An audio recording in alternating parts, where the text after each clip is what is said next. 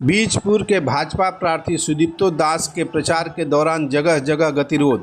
हाली शहर के 12 नंबर वार्ड के विभिन्न जगहों पर भाजपाइयों को लक्ष्य कर तृणमूल का जय बांग्ला स्लोगान पलटा। भाजपाइयों ने भी जय श्री राम का नारा लगाया, जिससे कुछ समय के लिए उत्तेजना फैल गई। भाजपा प्रार्थी सुदीप्तो दास ने टकराव रोकने में पुलिस पर लगाया पक्षपात का आरोप।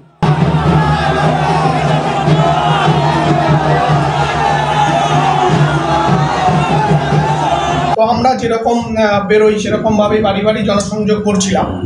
ঠিক প্রথম ঘটনা ঘটে কোনা কলোনি মোড়ে তৃণমূল পার্টি অফিসের সামনে দাঁড়িয়ে সেই জয় বাংলা স্লোগান এবং আমাদের দিকে কর্মীদের দিকে তেড়ে তেড়ে আসা। আমরা এবং এই ঘটনা ঘটে ওখানে বাবলু খানের নেতৃত্বে। বাবলু খান থাকে হাজিনগরে 21 নম্বর ওয়ার্ড নেলসন রোডে। সেখান থেকে বাবলু খানরা ঠিক করে দেবে যে 12 নম্বর ওয়ার্ডে হালি শহরে বিজেপির মিছিল বেরোবে কিনা। বাবলু খানের নেতৃত্বে প্রথমে ওখানে আমাদের এই মিছিলের উপর জয় বাংলা স্লোগান দেওয়া হয় এবং হামলার পরিকল্পনা করা হয়। যাই হোক, সেখান থেকে আমরা আমাদের কর্মীদের নিয়ে বেরিয়ে আবার আমাদের প্রচার কর্মসূচি চলে। পরবর্তী ঘটনা ঘটে লক্ষ্মীনারায়ণ কলোনিতে। সেখানেও দাঁড়িয়ে জমায়েত করে ওরা, এবং এখানে জমায়েত মানে ওদের টোটোতে মাইক লাগানো ছিল এবং সেই মাইক লাগিয়ে ওখানে জয় বাংলা বলতে থাকে। দুর্ভাগ্যের ঘটনা আমাদের যে এরা প্রথমে জয় বাংলা স্লোগান দেয় এবং তারপরে আমাদের কর্মীদের দিকে তেড়ে মারতে কখন আসে? প্রথমে জয় বাংলা দূরে দাঁড়িয়ে বলতে থাকে, তেড়ে মারতে আসে তখন যখন সেখানে পুলিশ আসে। আমরা বিভিন্ন ঘটনায়, পুরো বীজপুর জুড়ে ঘটনা ঘটছে। হালি শহরেও ফ্লেক্স ব্যানার ছেঁড়া হচ্ছে।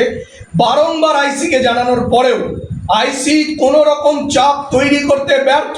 একদম সরাসরি হালি শহর আইসির মদতে তৃণমূল এই ঘটনা ঘটতে সাহস পাচ্ছে। হালি শহর আইসি একেবারে তার কোনো ব্যক্তি ইন্টারেস্ট নিশ্চয়ই আছে, অথবা তৃণমূলের সে অতি ভক্ত।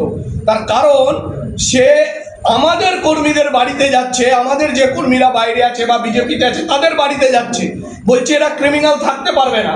অথচ যে ক্রিমিনালরা একটার পর একটা ঘটনা ঘটাচ্ছে সেখানে উনি কোনো পদক্ষেপ নিতে পারছেন না।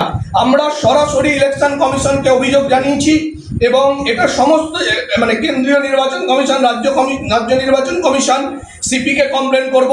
এই আইসিকে রেখে বীজপুরে এই হালি শহর আইসি থাকলে হালি শহর অশান্ত করবে, কারণ সে প্রত্যক্ষ মদত করছে।